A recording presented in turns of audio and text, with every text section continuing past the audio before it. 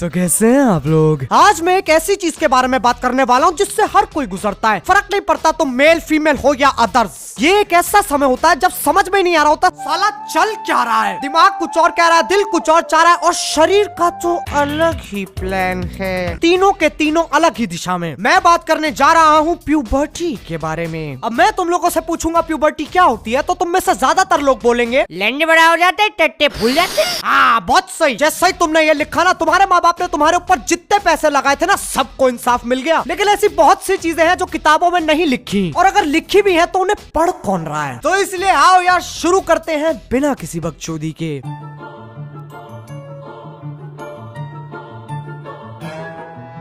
अब प्यूबर्टी से पहले बच्चों को फर्क नहीं पड़ता उनकी क्या हालत है। घुटने छिल रखे हैं, दांत टेढ़े मेढ़े हो रखे हैं, जबान पे मिट्टी लगी है और बालों का कबूतर हो रखा है। लेकिन प्यूबर्टी की शुरुआत से बच्चे होश में आ जाते हैं। जो लड़कियां पहले खींच खींच के मारम पिट्टी खेलती थी, अब उन्हें सजने धजने का शौक चढ़ चुका है। जो लड़कियां पहले बावड़ों की तरह इधर से उधर शादी में भगती फिरती थी, अब सीधे कैटवॉक की कोशिश हो रही है। जो लड़कियां पहले एक दूसरे की चोटी खींचती थी, अब एक दूसरे के साथ समाचार बांटती हैं। किसका किसके साथ चल रहा है, किसने कितना किसके लिए मेकअप लगाया, बस ये दो चीजों का पता चल जाए तो जिंदगी सफल। और फिर दुनिया की सबसे बुरी बीमारी, इंस्टाग्राम पे ब्लैक एंड व्हाइट फिल्टर डाल के ऐसी फोटो डालेंगी जैसे जिंदगी में जीने के लिए कुछ है ही नहीं। और कैप्शन का फोटो से तो छोड़ो, पूरे संसार से कोई मतलब नहीं है। I would rather Panda emoji, something about him makes me bad. और वो हिम कौन है, किसकी बात हो रही है? वो बगल वाला प्रकाश जो अपने घर की पहली मंजिल से छलांग लगा लेता है। अब तुम सोचोगे इससे ज्यादा बर्बादी कैसे हो सकती है, लेकिन नहीं, अंग्रेजी का भूत ऐसे चढ़ता है जैसे कल इंग्लैंड की फ्लाइट है। तुमने देखा होगा ज्यादातर लड़कियां इंग्लिश में बात करती हैं। क्यों भैया, अपनी इमेज भी तो देखनी है। नहीं, तुम किससे आशिकी लड़ाओगे? वो लड़की जो कहती है हे वेयर आर यू गोइंग,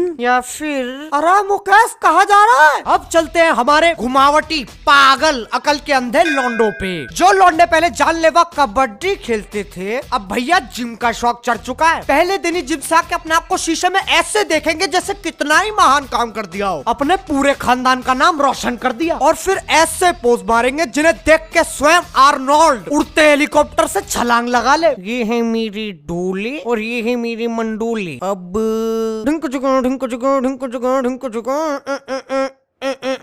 उसके बाद अपना पेट टाइट करके अपने कुपोषण वाले एब्स की फोटो डालेंगे और नीचे सारे लॉन्डो के कमेंट्स, सही बोल रही है भाई, मेरी भी बनवा दे। यार ये करना ना कसम से कानूनी जुर्म होना चाहिए। पहले जब घर लौट के आते थे तो जगह जगह जख्म होते थे और शरीर में से कतई सुअर की हगास जैसी बदबू आ रही होती थी। लेकिन अब जिंदगी में डियो और परफ्यूम आ चुके हैं और उन्हें एक हफ्ते में खत्म करना धर्म बन चुका है। अब बालों में जेल लगाना शुरू कर दिया है। नहीं, स्पाइक्स वाली बकचोदी तो देनी जरूरी है ना, लेकिन यार तुम अपने आप को कितना ही सजा लो धजा लो मोहन जुदारो, अगर तुम बुरी थूत के जानवर हो तो तुम बुरी थूत के जानवर हो, डील विथ इट।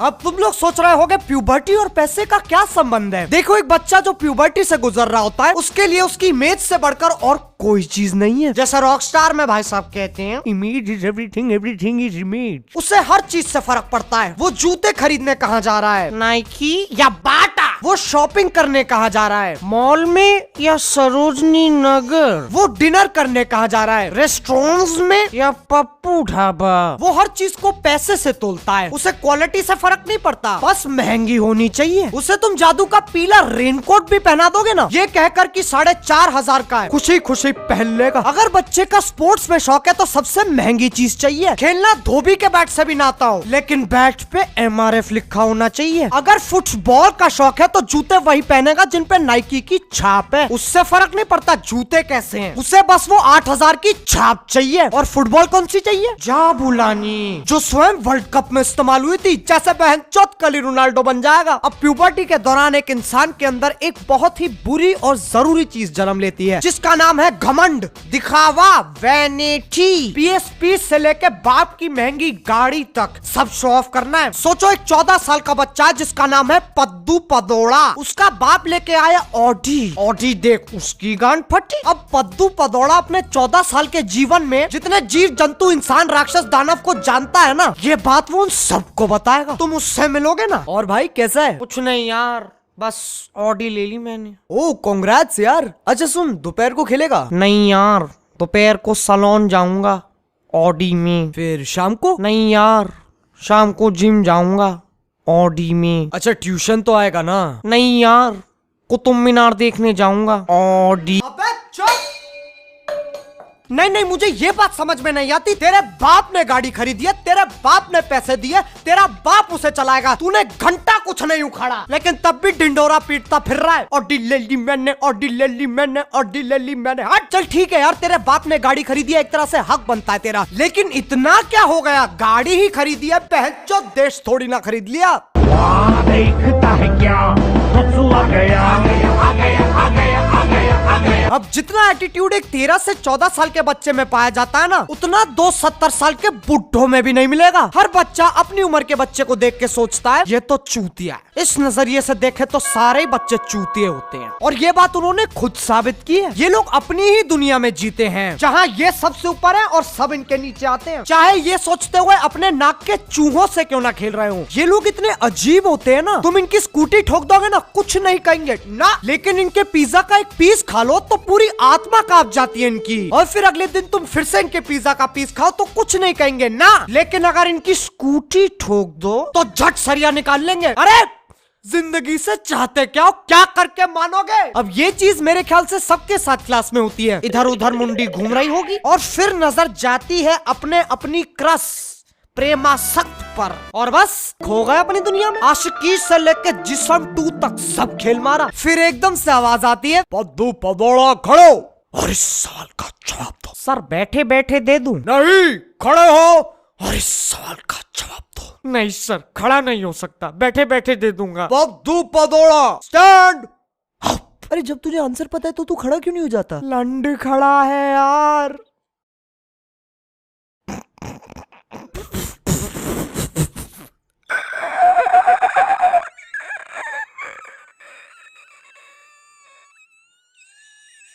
तुम क्यों हंस रहे हो?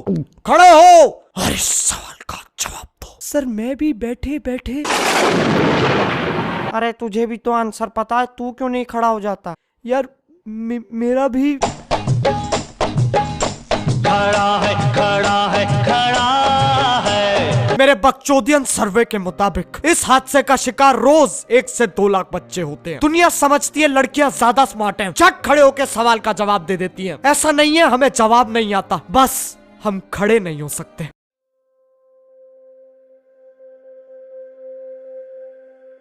अब तुम लोग बोलोगे, तेरी बाबा इतना ज्ञान दिया है तो कुछ इलाज भी बताओ। देखो यार, ये कोई बीमारी नहीं है जिसका इलाज ढूंढा जाए, सबके साथ होती है, इट्स नेचुरल, प्रकृति में है बहनचोद। तो यार इतना सीरियसली लेने की कोई जरूरत नहीं है, मजे लो, एंजॉय करो, बकचोदी पे लो। अब अगर तुम लोगों को ये वीडियो पसंद आई तो यार लाइक मारो, और मुझे बताओ अगर तुम लोगों को ऐसी वीडियोस और देखनी है। अब अगर तुम लोग ये बकचोदी पहली बार देख रहे हो और तुम्हें मजे आए तो यार सब्सक्राइब करो, वो जो लाल वाला बटन है उसे हिलाओ, जुलाओ या दूध पिलाओ, मुझे नहीं पता, बस क्लिक हो जाना चाहिए। अब मैं भी जा रहा हूँ, मुझे प्रकाश को पहली मंजिल से छलांग लगाते हुए देखना है। बाय। मोहित कितनी बार कहा है यार, सही से मूत लिया कर, ये ठाकुर स्टाइल में मूतने की गंदी आदत लगी हुई है तुझे। क्या नाम है?